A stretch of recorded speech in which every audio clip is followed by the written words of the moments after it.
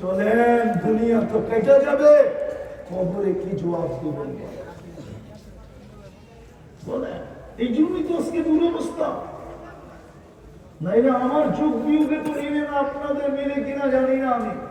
আমি 14 বছর আগে ফিলিস্তিন দেখছি, 14 বছর আগে এই দুই চোখে দেখছি, এই দুই পায়ে আমি চষা বেড়াইছি।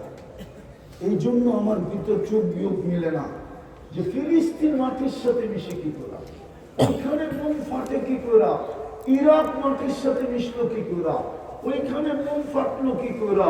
ফিলিস্তিনে তো ইব্রাহিম খলিল ঘুমাইতেছে ওয়াদিয়ে খলিলে, আরেক দিকে যদি তাকাই তো মুসা আলাইহিস সালাম ঘুমাইতেছে কাসিবে আকমারে। মধ্যখানে তো দেখি 70 জন নবীর কবর চিহ্নিত। যেখানে মুসলমানের কিবলা, প্রথম কিবলা, যেখানে সম্মিলন হয় মেরাজের রাত্রে 16 লক্ষ নবীদের, সশরীরে ইমামতি করেন দুজাহানের বাদশাহ মুহাম্মদুর রাসূলুল্লাহ। প্রশংসা শুনান আল্লাহ, ওইখান থেকে টেকআপ করেন আরশে। ওইখানে ঘটে কি করে? আল্লাহ করে তো করে কি?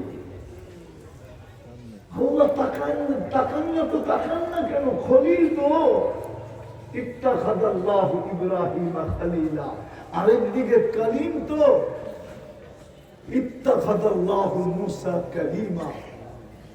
একদিকে তো কালিম, একদিকে তো খলিল, মধ্যখানে তো 70 জন নবী শুয়ে আছে। ইরাকে বুম ফাটলো কি করে? তাকাইয়া যদি দেখি তো দেখি পিরানে পীর ঘুমাইতেছে, আরেক দিকে যদি দেখি তো শেরে খোদা আলী ঘুমাইতেছে, আরেক দিকে যদি দেখি তো কলিজার টুকরা হুসাইন ঘুমাইতেছে, আরেক দিকে যদি তাকাই তো ইমামে আজম আবু হানিফা ঘুমাইতেছে, আরেক দিকে যদি তাকাই তো 10 থেকে 12,000 সাহাবা ঘুমাইতেছে, আরেক দিকে যদি তাকাই তো দানিয়াল আলাইহিস সালাম ঘুমাইতেছে, যার ভালোবাসা আমাদের নবীজিকে দেওয়া হয়েছিল। জন্ম নেওয়ার পরে লম্বা কাহিনী, আম্মাজান যখন অনেক কাহিনী ঘটার পরে কুলে নিয়ে বসছেন তো ছাদ ফাইটা গেছে, কুয়াশা ঢুকতে শুরু করছে, সারা ঘর যখন আচ্ছন্ন হয়ে গেছে তো উপর থেকে আওয়াজ আসছে, কাইয়ুবু হাদাত তিফ, তাড়াতাড়ি বাচ্চাকে গায়েব করো, তুফু মাশারিকাল আরদি ওয়া মাগারিবাহা, সমগ্র জগতে বাচ্চাকে ঘুরে নিয়ে আসো, হাত্তা ইয়ালামাল খালকা বিইসমিহি ওয়া নাতিহি ওয়া সূরাতিহি, সমগ্র সৃষ্টি যেন আমার বন্ধুকে চেহারায়, নামে এবং গুণে চিনে। পর মুহূর্তে যেন কোনো সৃষ্টি না বলতে পারে আমি চিনি না, তাইলে কিন্তু খবর আছে।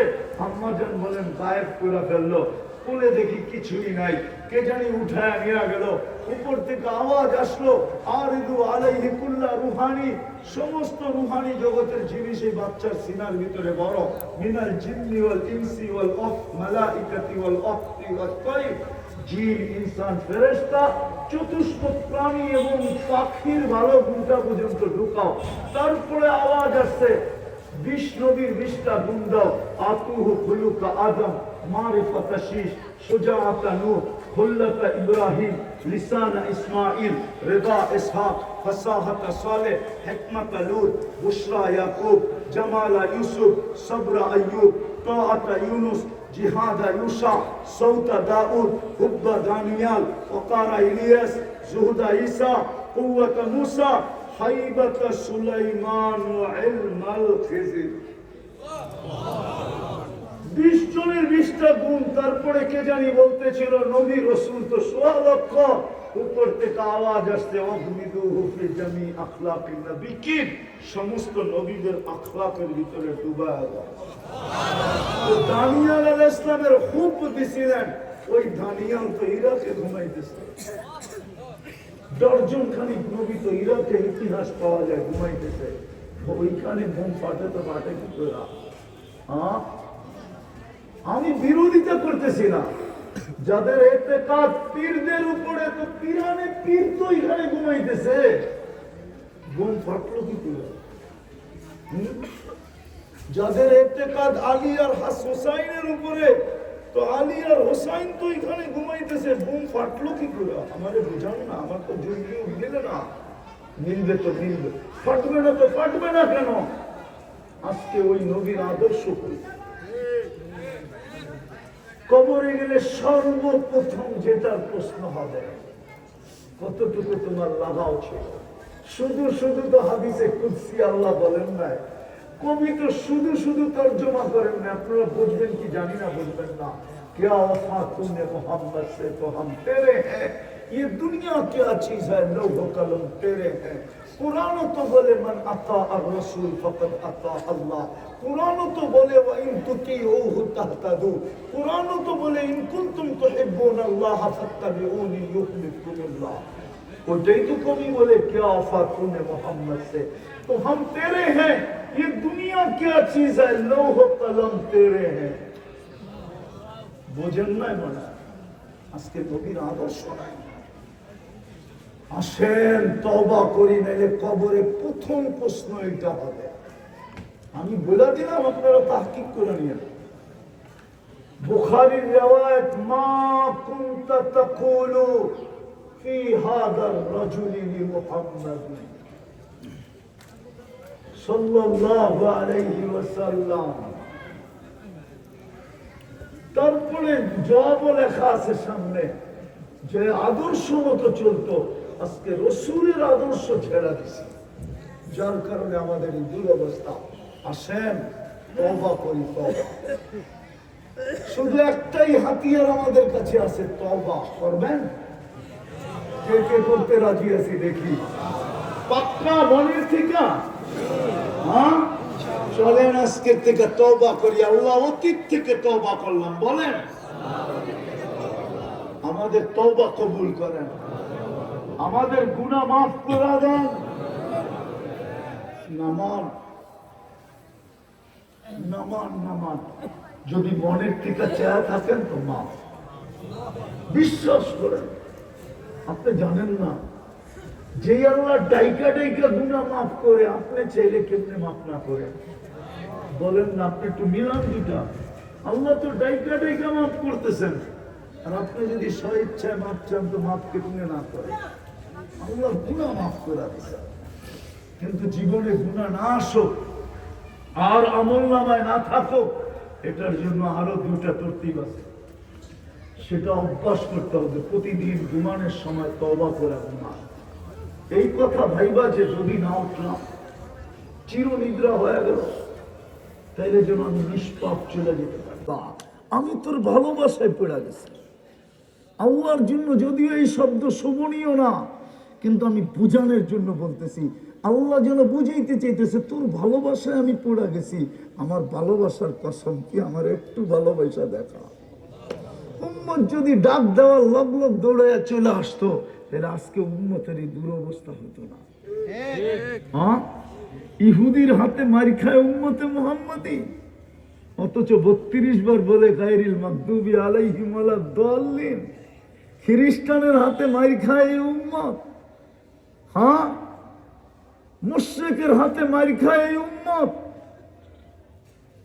বুক ফাইটা যেতেছে, দেখাইতে পারতেছি না যে উম্মত এদের হাতে মার খায় কি করে।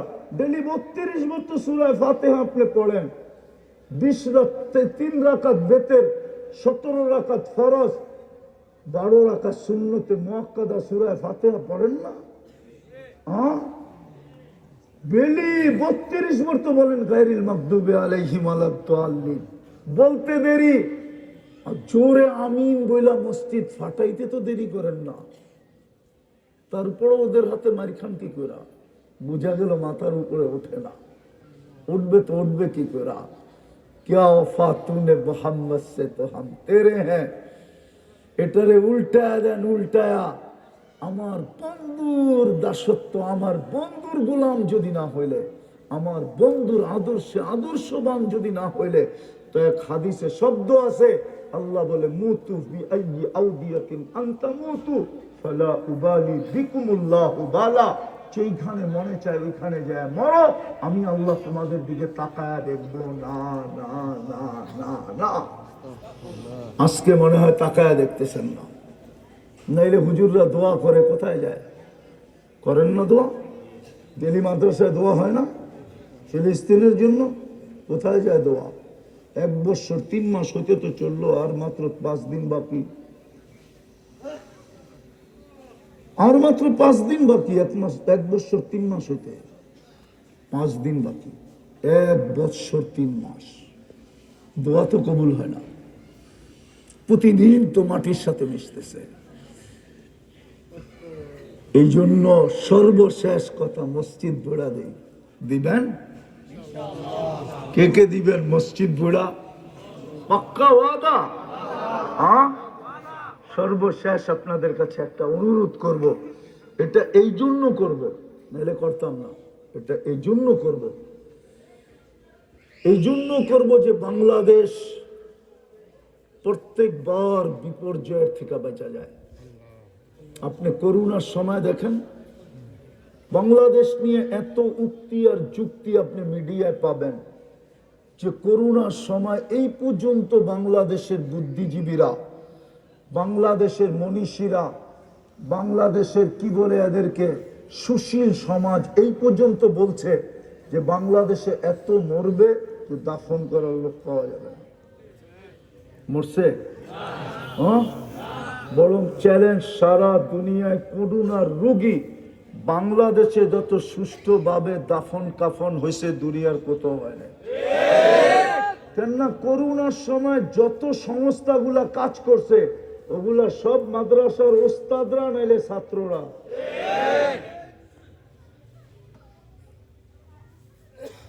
বিপর্যয়ের থেকে বাংলাদেশ বেঁচে ছিল।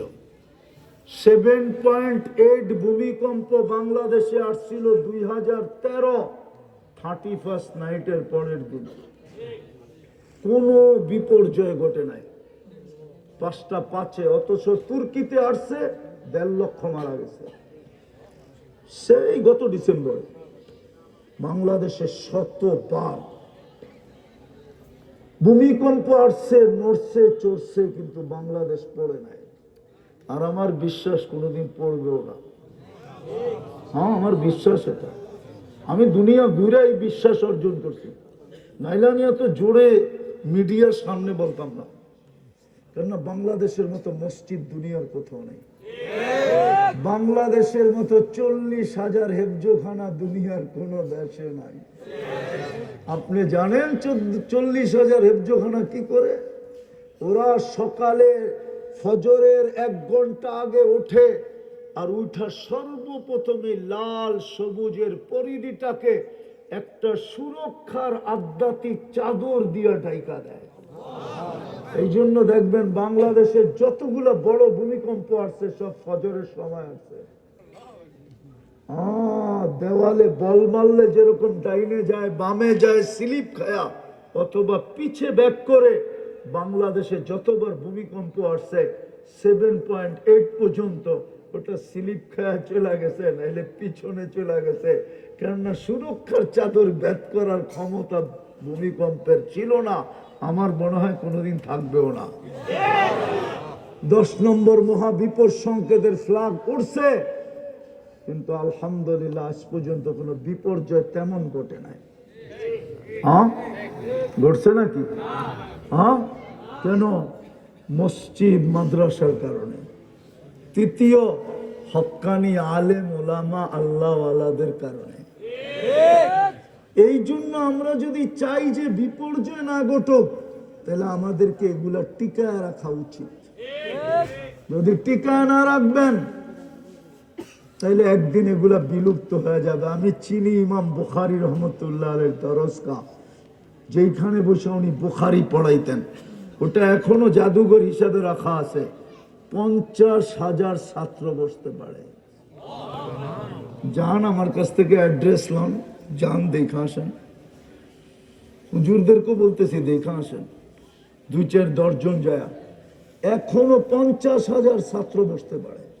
এখনো কালির মটকা রাখা আছে ছোট ছোট, এখনো চবুতরা রাখা আছে একটু পর পর। ওই যুগে তো লাউড স্পিকার ছিল না, উনি হাদিস পড়তেন, তারপরে ছেলেরা পড়তো, এরপরে একজন পড়তো, এরকম করতে করতে পিছে যাইত। আমাদের ওস্তাদরা আমাদেরকে পড়াইছে, এক এক সময় ওনার দর্শে 90,000 পর্যন্ত ছাত্র হইত। 50,000 তো এখনো বসতে পারবে, যেটার ভিতরে জাদুঘর বানানো আছে। যান দেখে আসেন। একদিন হবে আমাদের এগুলো জাদুঘর হয়ে যাবে যদি আমরা এগুলাকে সুরক্ষা না দিলাম, হেফাজত না করলাম। এই জন্য আপনাদের কাছে দরখাস্ত, বদরি সদস্য হিসাবে এই মাদ্রাসাগুলো যেন টিকা থাকে। আপনি মাসে 100 টাকা দিয়ে বদরি সদস্য হন, বৎসরে 1200 টাকা দেন। 100 টাকা তো মাসে বেশি কিছু না, বেশি 100 টাকার রং আপনি কালকে দেখবেন, আজকে আমি দেখাইতে পারবো না। কিয়ামতের মাঠে দেখবেন 100 টাকার রং কিরকম, 100 টাকায় কি জাদু দেখায়, 100 টাকায় আপনাকে কি ম্যাজিক দেখাবে, ওটা কিয়ামতের মাঝে বুঝবেন।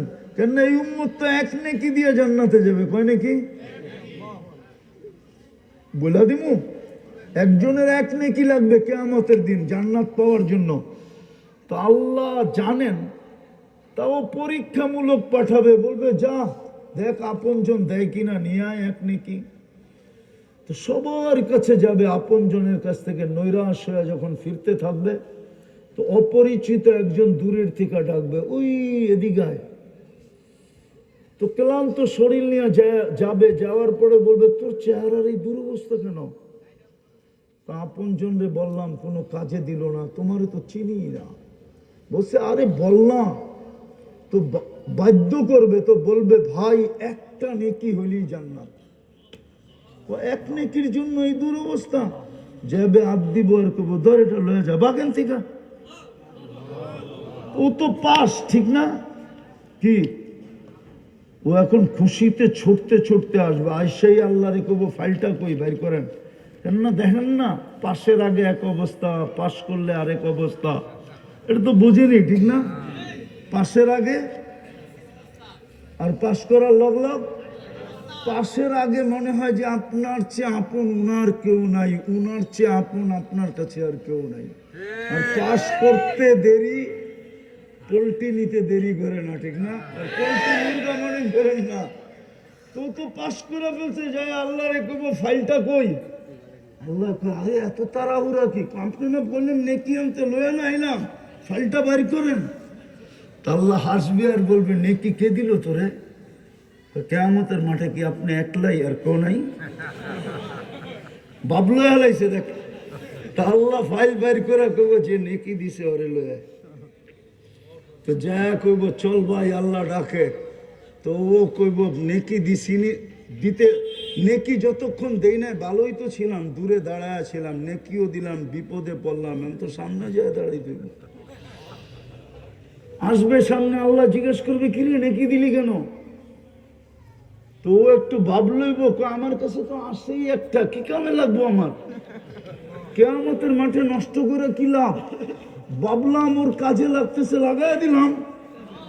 আল্লাহ হাসবে আর বলবে আমার চেয়ে বড় দাতা হইতে চাস, ঠিক না?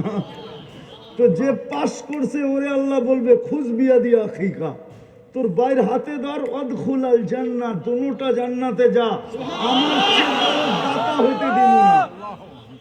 যদি একটা নেকি দিয়ে জান্নাতে যায়, তো আপনি 100 টাকার রং তো দেখবেন কিয়ামতের মাঠে, কালার তো দেখবেন কিয়ামতের মাঠে, জাদু তো দেখবেন কিয়ামতের মাঠে, ম্যাজিক তো দেখবেন কিয়ামতের মাঠে। বলেন কে কে বদরি সদস্য হইবেন মাসে 100 টাকা দিয়া?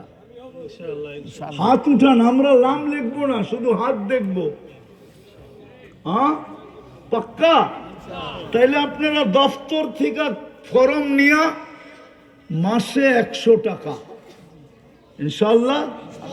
কিয়ামতের মাঠে যদি দেখা হয় ইনশাল্লাহ আপনাকে আমি 100 টাকার রং দেখাবো, কালার দেখাবো, ম্যাজিক দেখাবো যে 100 টাকায় কি রং দেখাইলো।